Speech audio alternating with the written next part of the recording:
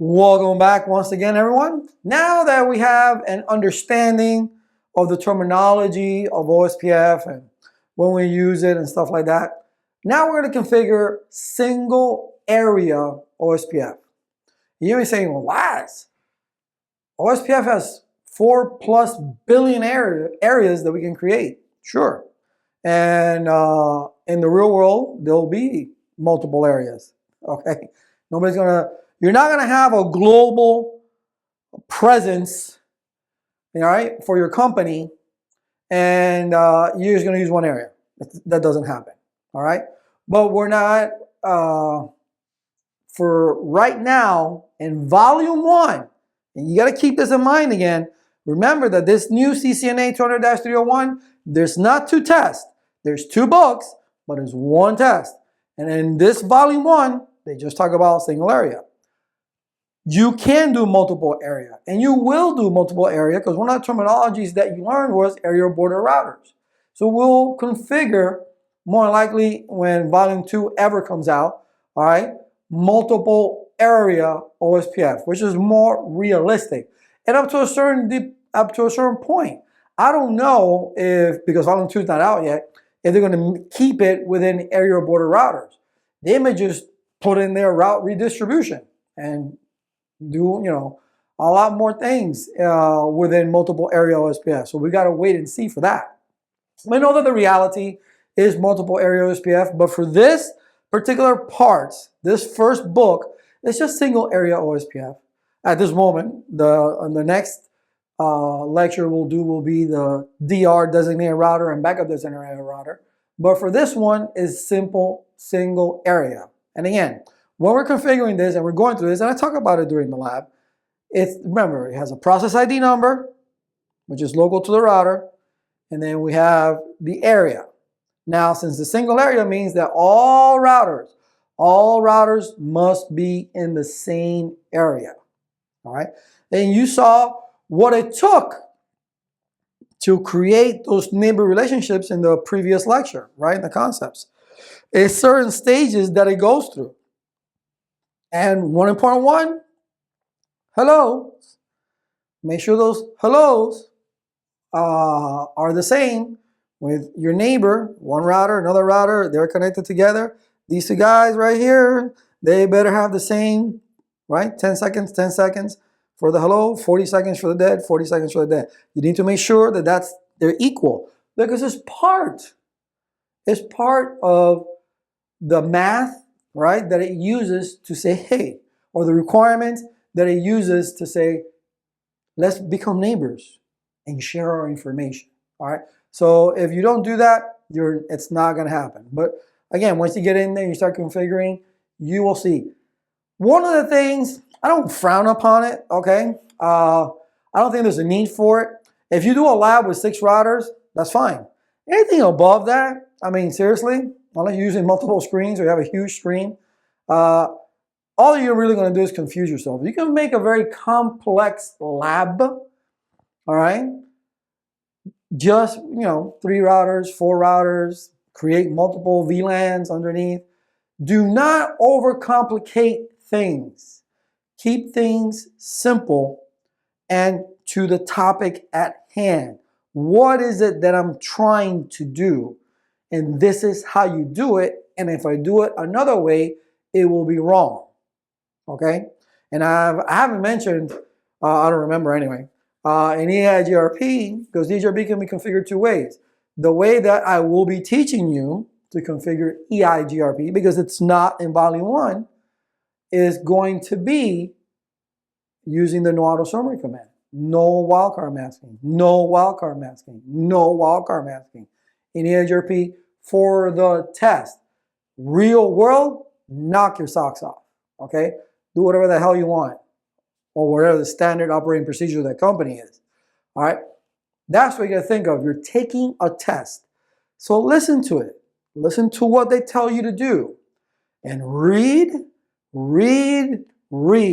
because the terminology has changed so much, okay, that is incredible. And not all the information is there because they point you to an appendix which is in the companion website. So if you are going to use Cisco Press for this test, and maybe I should have said this in my introduction, but I'm saying it now. If you are going to use Cisco Press to study for this 200-301, go to the companion website, do whatever it is that they tell you to do to become, friends, whatever, so you can get additional and up-to-date information.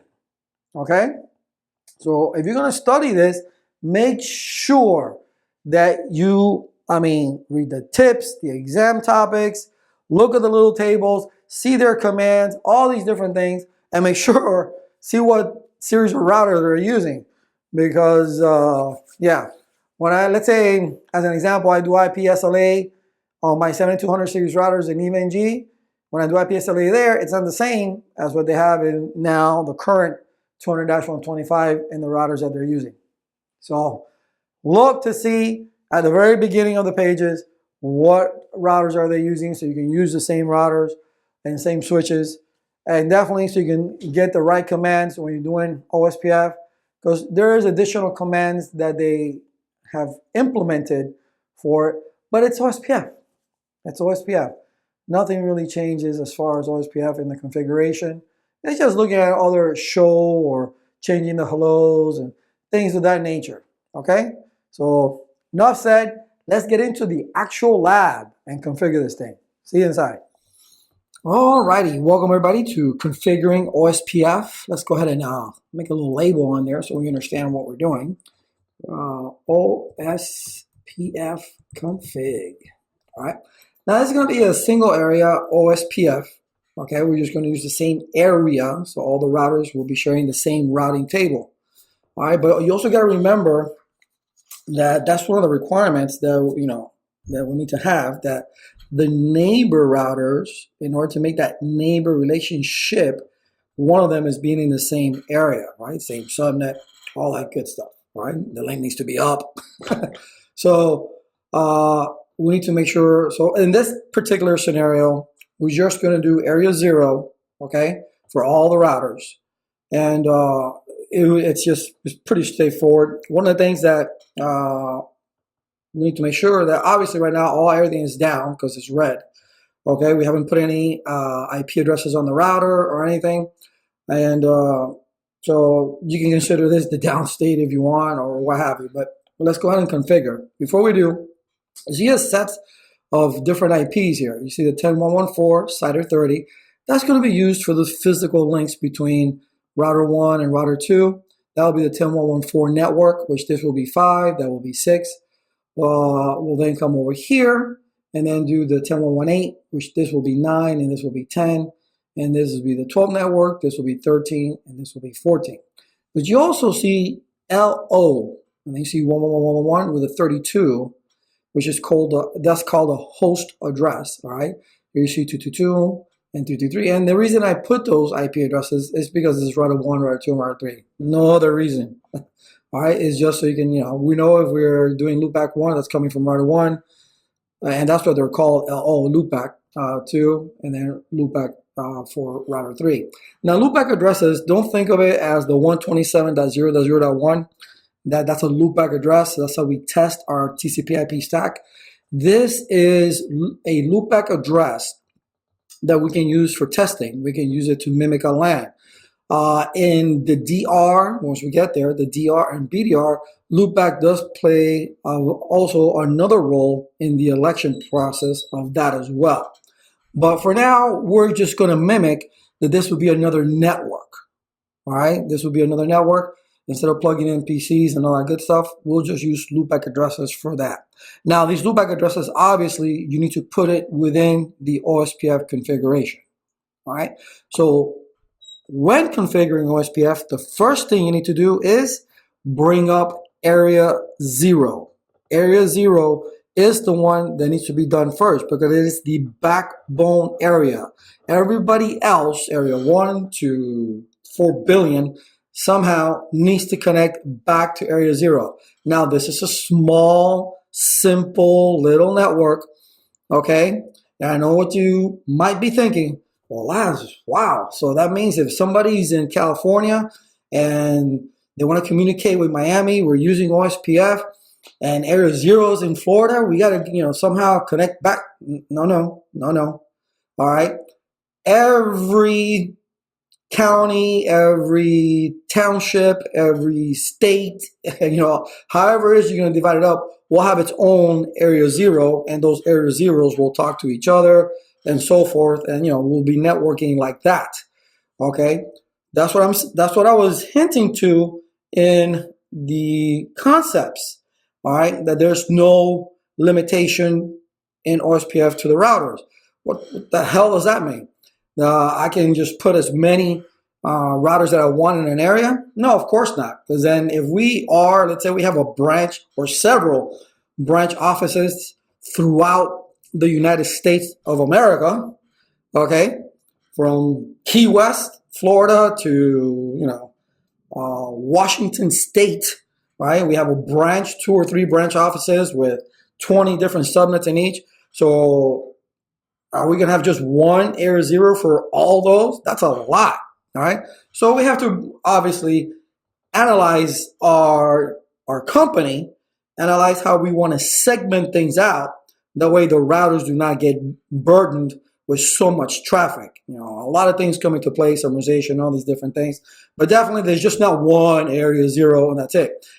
This lab is a very simple lab just to show you how to configure OSPF, understand the down state, the initialization state, the states that it goes through, because the two-way state, you're not going to see none of those states, okay? You'll see the two-way state when we do the DR and the BDR, but you'll get the idea that it takes a little bit, and really not, because it's such a small network, that you'll see the full state real quick. Those will create neighbors real quick. But let's go through it. I haven't put any IP addresses, so that's the first thing we're going to do. All right. And remember, we can't forget now we have a loopback. That's going to be mimicking our LAN, which they're considered virtual interfaces. All right. So let's go ahead and do that. You can see I changed the names of the routers and all that. So we can make it easy on ourselves. We're not trying to be crazy. It already has a name in there. All right. So we go interface F00, interface F0/0. We're going to go IP address. And it's 10.1.1.5, 255.255.255.252. Enter. And we're just going to no shut it. I really don't care at this point about any descriptions or anything like that, or basic admin commands or nothing like that. This is OSPF. Okay, and then we're going to go to int F01, int F0/1. We're going to do IP address 10.1.1.13, 255.255.255.252.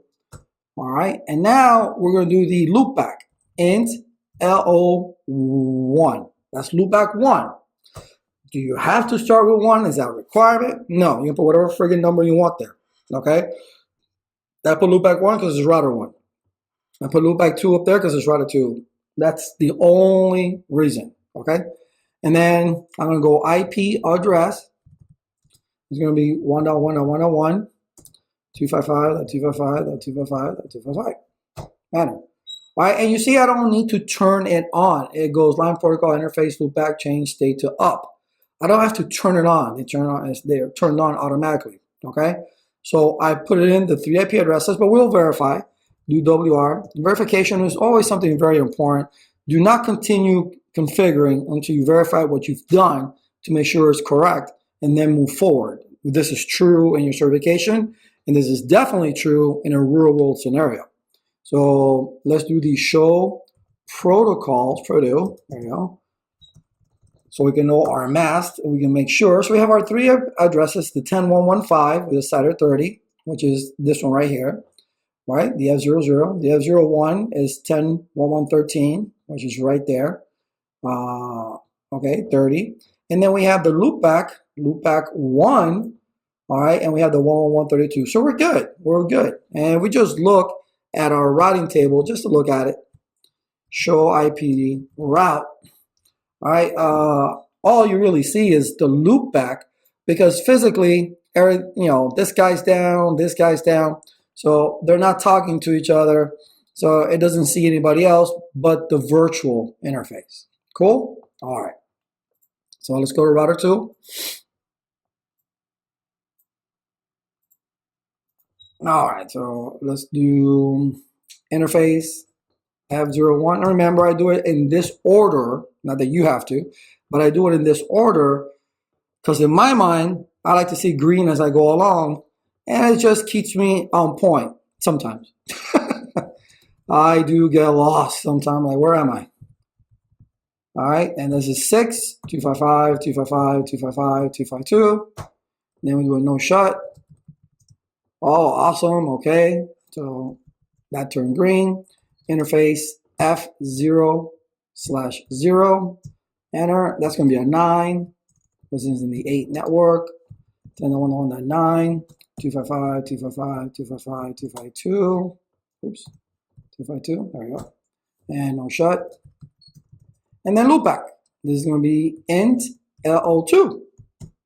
Right? You see that it turns up, and then we put IP address 2.2.2.2, 255, 255, 255, 255. And then I'm just gonna copy that. I'm gonna verify using my show proto, all right, which is protocols, all right. And then we get to see our 3 IP addresses, all right, which is for F00, which is this guy, is the 10.119, which is correct because it's in the 8 network, and the 30. And then we have the F01, which is up, and we see here that's the the correct 10.116.30. All right, and then we see loopback 2. Here it is right here, using the 32. So we're good. And now if we look at our routing table, show IP in brief.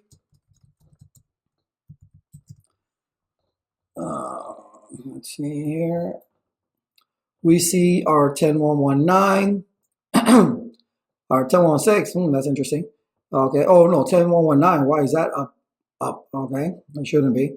10.116 packet tracer. Okay, 10.116. Definitely that's up because we're connected there, and our virtual is up. So that's interesting. All right. All right. Let's go to the last router, which is router 3. He's in the 12 network. All right, and we go int F0/1 IP address 10.1.1.10 255 255 255 252. Enter. No shut. I turn green. Lovely. Interface F0/0 IP address. That's the. Oh, wait a minute. Yeah, 10. Okay. I said 13 by typing 10. I don't know. You see? I get lost sometimes. 10.1.1. This is 14 because the other one is 13. 255.255.255.252. Enter. No shut. Okay, and then we do int LO3, and then the IP address would be 3.3.3.3, 255, 255, 255, 255. Enter. All right, we'll do WR. Oops. Control-Shift-6 takes you out of that real quick. Do WR, or in your case, would be copy run start, right? Because you want to go back to privilege mode to do that. And then let's take a look at the routing table, see what we see. All right, and we see they were connected to the virtual and 10.1.1.8. But for some reason, I'm still red here. All right, let's do show IP int brief, just to look at the summary a lot easier. All right, and you see that this is down, up, down. So this is some sort of an encapsulation layer 2 issue. Let's take a look at this one right here. Maybe that's why we were seeing problems with this. Let's take a look at the show IP route first, see what we see. Yeah, we don't see nothing. Okay, so that that network is considered. So let's do the show IP in brief. So this is why F01, I never turned it on. Never turned it on. So that's what administratively down means. So it was a user error, an ID, what is it? ID 10T error. Okay. Interface F0/1, and then no shut it. There's green. Now we're good. Show IP route. And now we can see the 12 network, which is right here, the 4 network, which is right here, and then obviously our own loopback, which is right here. Awesome. Awesome. Okay. So we can now see everything that we need to see. All right. Oops. Let me cancel that. I thought I had saved it before, but I'm going to take the chance. All right. So what we need to do now, I'll save it later. Okay. What we need to do now is configure OSPF. We already put it in our IP addresses on our physical interfaces, and we put our IP addresses on our virtual interfaces, which are mimicking our LAN. So let's go ahead and configure OSPF with area 0, all right, for this first router right here. Go to config T. Remember, we're doing IP version this is for IP version 4, which is OSPF version 2, okay? So we're going to do router, OSPF. Now here you have a choice, all right? This is a process ID number that I was telling you about in the previous lecture, that you create this number, which is local to the router. It doesn't matter what number you put on, on the routers, on different routers. It is local to the router to maintain that link state database, that it creates, that you can see the topology, whatever. It has all the information.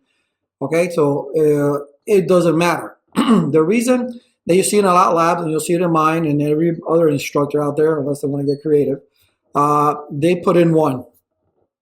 Why? Because when you go back into OSPF and you want to tweak certain things, you need to go back into that process ID, into that particular database, right? Even in this certification, the CCNA 200-301, I have yet to see that they're gonna. I mean, volume 2 is not out, but I could be wrong. I could be mistaken. That book is not out yet, but I have yet to see, because you can do different processes. Okay, different processes, and put interfaces on different processes with different areas and all that stuff, and it can get crazy and insane. I don't think that's going to be the case. So, normally, whatever process ID they give you for the exam is the one you're going to use, all right, to go in. So I'm just always going to use 1, just because, getting old, guys and gals, the gray matter is leaving, so 1 is easy to remember. So router OSPF 1. Now I'm in router configuration mode. Here you need to put all the networks that you're attached to. This is a link state writing protocol, as I explained in the previous one. So I'm going to say network. I'm just going to abbreviate net. I'm going to put, there's no particular order. You can do it however you want. 10.1.1.4, as long as you put all of them. Now this is where you need to understand wildcard masking. 0.0.0.3. Okay. And then you put in the area. What area are we in? 0. Enter. And then network, what is it, 12? Yes. Because it's 4, 8, 12, yes. 10.1.1.12. 0003. Area 0. Enter. And then the loopback. Network, 1.1.1.1. 0.0.0. All right. Area 0. Enter. Done. Done. Do WR. Obviously, nobody else is running OSPF, but I'm just going to open up Notepad real quick, okay, and show you wildcard masking, even though I've showed you before, but just to give you a little refresher. The easiest way, if you haven't learned my way of subnetting yet, okay, review those lessons, okay. But here, this number is a constant, okay. Then you have 255, 255, 255, 252. That's the actual mask. So then, what are you going to do? You're going to subtract. Okay, 0, 0, 0, 3. There's your wildcard mask. That's it. The wildcard mask just tells you the range. Oh yeah, it looks at so you can look. I'm like, oh, you have this network, you have a 3, so you only have 2 possible IP addresses, 5 and 6. It knows the range. You don't know the range from where it starts to where it ends. That's what the wildcard does, okay? Just to show you the other example, right? We'll do it right here. Not to rewrite everything again, right? Reinvent the wheel.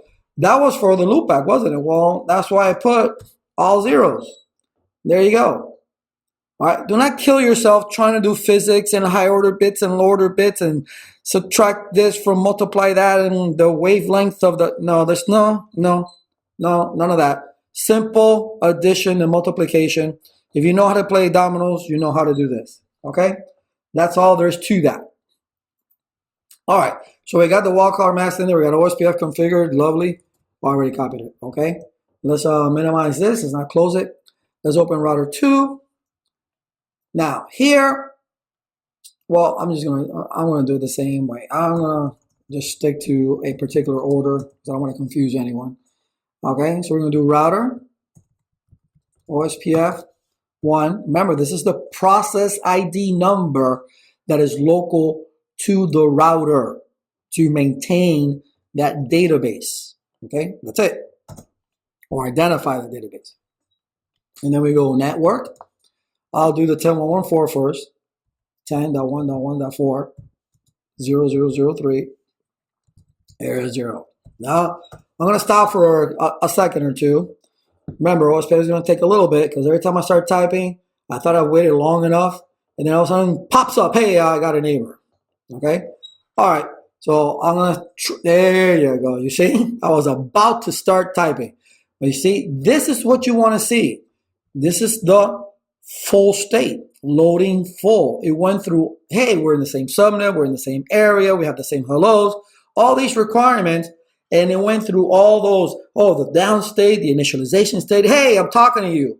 Oh, I'm sorry, let me reply to you with hellos. Okay, so that's a two-way state. Then it starts changing link state databases, then it starts loading all that information, then it says, hey, you have any more stuff you want to give me with the, you know, because it sends the request, right?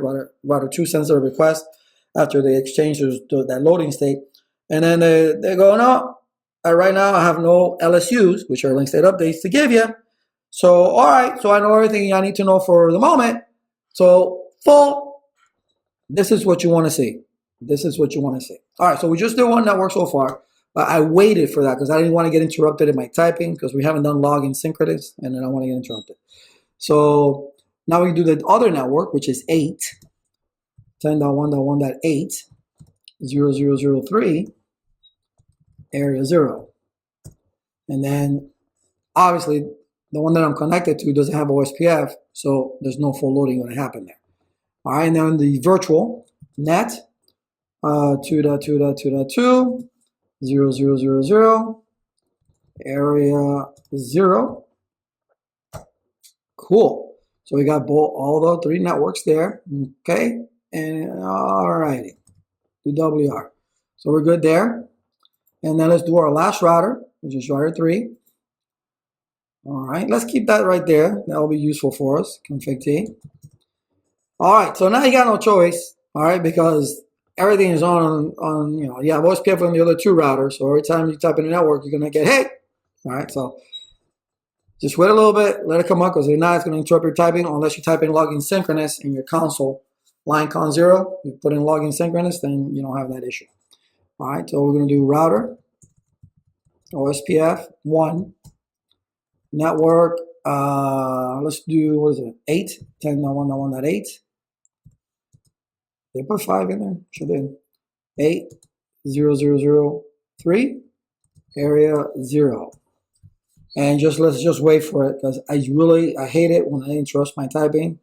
And you may be saying, Laz, why aren't you typing login synchronous? That way you don't get that. I know, I'm just lazy. There you go. All right. Now I'm just going to up arrow. And I'm going to change it to 12. All right. Let's wait, because it's going to create that network relationship, because it's running OSPF on that one too. Boom. There we go. And now I can go ahead and do the, well, let's change this to 0 first of all. All right, because we're doing the virtual now, which is 3.3.3.3, and then do WR. All right. And one of the things I told you with the packet tracer, whatever version you have, fast forward, especially with the newer versions. For some reason, you got to fast forward through time for things to happen. So now let's take a look at our routing table. So we're going to do enable, show IP route. So now we see that we are learning, okay, because we're connected directly to here, okay, but we're learning about this network through OSPF. We're learning about this network through OSPF, and we're learning about this network through OSPF. That's awesome. Here is the administrative distance, right? Now, where are we learning this information from? Okay, we know it's a protocol, but via the 10116. So it's coming this way, the 10116. I learned that 222. The 333, I learned it via the 14, which is down here, right? I learned it through this link right here. So it's coming straight across, okay? Because take a look at the cost values. They're pretty much the same. These are cost. That it, because of its algorithm, the Dijkstra and the shortest path first algorithm or calculation, actually, all right? That's what it's learning. So you can learn it, and you learn it on your local interface, F00 or F01, whatever the case may be, but this is who you're learning it from, all right? Your neighbor. But hey, wait a minute. Show IP OSPF what? Oh, look, we can look at our neighbors. Is there anything else? Oh, we can look at details of our neighbors, right? Let's just look at neighbors first. So we got neighbors. Look, you can see the state is full, but this says this is a backup designator router. Backup designator router. Do not worry about that right now. Okay? You see that the priority is 1, okay? And the IP addresses of your neighbors, all right? And then the interface you're learning it from, okay? So, okay, but let's do a detail. I wanted to see how further detail. Is there anything else? Really? All right, I'm just gonna hit enter at this point, and then it can give you even more information. Oh, look at this. Show IP OSPF neighbor detail. So it's giving you your neighbor, which is the 222, which is the guy on top, right? The designated router is 10115 because it's a lower IP address than the BDR. Okay, so the DR is 10115, and then 10116 is the BDR. Really? That's not what it said when we looked at. Okay, all right, we'll just take it as is. Okay, all right, then we see what else. No big deal here. We see our other neighbor. Priority is 1. State is full. That's important. State is full. Okay, you can see here 6 state changes. All right, and then it tells you specific information about that one. Okay, so you see the DR13, the BDR14. So you're seeing here, just as I guess like a sneak preview to our next lecture, which is the DR and BDR, that the DR is always the one with the lower IP address, and the BDR is the one with a higher IP address. That's interesting. All right. And then you can keep on going down through here. So let's show neighbors, really. And then what else can we see? Show IP OSPF. All right. Well, let's look at that database that we're always talking about. All right. And you see there's your database. All right. There's your process ID number. This is your router ID. It is your loopback address that it's using for the router ID. Okay. And there are the different links that we've learned about. Okay, the age, how long has passed. All right, there's 3 link counts. All right, the link IDs themselves, the IP addresses for 1111 is 10115, for 2222 is 10119, for 13 is 101. So the information of the database that it creates. So there's a lot of things in here, show IP OSPF, then you can go ahead and look at. We have no border. Well, let's take a look at it. Border routers. There's no border routers. You know, we're all the same, sharing the same routing table, so that's not going to be there. So we'll have the database. We'll see the neighbors. Virtual links are used when you go beyond the border routers. When you're going to the autonomous system border routers, something beyond a router that's connected to area 0, then you will need virtual links. All right, and we'll discuss that when we create that. Okay, but what command, again, sneak preview to the previous lecture. We're in router 1, right? Show IP OSPF interface, and then let's just look at an interface. Let's look at F00, F0/0. Let's take a look at that one. What does it say? What's important here to understand, so he says the router ID, that's important. Okay, 1, it's up. We're running process ID number 1. The router ID, or the name of the router, is using the loopback for that. Okay, network type is a broadcast. All right, since we're using Ethernet, the priority number is using 1. Remember, the range is 0 through 255. But take a look. DR, this is what tells you who the DR and the BDR really are. The DR is 1111. The BDR is 2222. Oh, so it didn't look at the, it's ignoring the IP addresses on the physical interface using the loopback, which is what it should do. Now you'll see when we create this lab for BDR and DR and all that stuff, that's going to be interesting. All right, but take a look at those, because this command right here is extremely important. Right here, show IP OSPF interface, whatever interface you have in your exam or in the real world, then you put the actual interface. All right, to know who the DR and BDR is, and we'll get into that in that lecture. But so you can see that, all right? And the only reason that the network type is a broadcast, because we're running fast Ethernet cables, okay? We're running, fast Ethernet, Cat5, whatever it is you're running.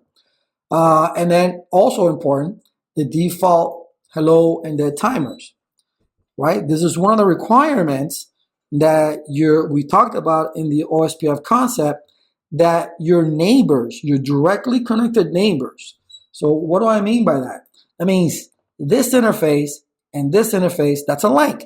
Well, these links, same subnet, same area, okay? And you better have the same hellos and deads. If you do not, they will never become neighbors. They will never become neighbors. This guy can have a different hello than him, okay, because he's not directly connected to him. But if you're directly connected, this link, this adjacency that you want to create here, then you definitely need to have the same hellos, okay? But OSPF is as simple as that. Things that you need to watch out for in your configuration. Where am I now? I'm in router 2. Okay. Let's do a show IP route there. Show IP route. And we can see, take a look. We have various ways of getting to the 12 network, right? We have 2 ways of getting there, through the 5 and through the 10, right? Because that's true. We can go this way, the 5, or we can go this way, the 10, to get to the 12 network. That's true. All right, but you need to know how to read this and find out, okay, which way is my traffic heading? All right, but in the configuration of it, show start, let's take a look at that. All right, you got to make sure that, 1, you're advertising all the networks. If you're doing single area, make sure you are using the correct area. All right, if you're using multiple areas, make sure they're in the correct areas, which interface, which network is facing that area, and that you have the proper wildcard max. I showed you in Notepad. It's as simple as just, typing whatever. I mean, allows, what if you have a class B, man? 224, right? And let's make this 0, because it can't be that. All right, so, okay, what's this? 4 minus 1 is 1. 2 minus, so this is 31. Okay, and over here is 255. There's your welcome. You see how simple that is? How quick? Forget about doing fancy physics. It's no need for that. Okay? This is it. All right? Very simple topology, single area OSPF, whatever process ID number, it is local to that router. It does not matter if the process ID number is different on all around. I could have done router OSPF 1 for router 1, router OSPF 2 for router 2, router OSPF 3 for router 3. But the area, that is key. If it's a single area, everybody must be on the same area. Whether you're doing area 51, whatever the case may be. I used to joke around, and that's one of the things that I would do in real live equipment. Okay, I would actually put in area 51 just to play around. All right, everybody, we're in area 51. All right, so everybody will create area 51. All right, single area. But then as I say, let me get realistic. The first area that has to come up is area 0. So people get into the habit, hey, this is the first area that needs to come up. Then after that, then you start doing area 1, area 2, whatever, whatever rocks your boat, whatever, however you want to do it. It's your network. You design it your way, okay? But that configuration is what you need to make sure that is absolutely correct. Now, a good command to verify, show IP protocols. All right, it'll tell you all the routing protocols that are configured, and you can see right now it's only OSPF. It will tell you the process that you're running. It will tell you the router ID, okay? It will tell you your routing for which networks. It will give you the gateways that you're using and the administrative distance. The administrative distance, I told you, is the believability of a route. For OSPF is 110. So if I were to configure, let's say, EIGRP in here, it will take over the router. Or if I configure a static route, it will, let me say it correctly, a static network route, okay, it would take over because remember, it's either 0 or 1. So it will just, OSPF will disappear, be working in the background, and then the static routes will take over. But that's it. That's all there is to configuring OSPF. That's it. As far as certifications are concerned for a single area, that is it. My main concern is this. And then just the commands that I showed you. Show IP route to look at the routing tables. Show IP, OSPF. And then you're going to be working either with the database command or the neighbor command. You can look, and the interface, because you want to do the interface and take a look to see who really is the DR and the BDR, and it gives you all those names there. You're not going to use border, well, if you're in a multiple area OSPF, you'll probably use border routers, but that's about it. But know these commands, know what's available. And in the test, you can do a question mark, so at least it'll trigger your memory. Oh, okay, let me, look at these things, okay? But for single area, show IP OSPF neighbors, show IP OSPF database, show IP routes, show IP protocols, okay? And just show run, okay? Because in the test, it's usually show run, not show start. All right, but that's it. That's all there is to configuring OSPF and taking a look at it and understanding where the information is coming from.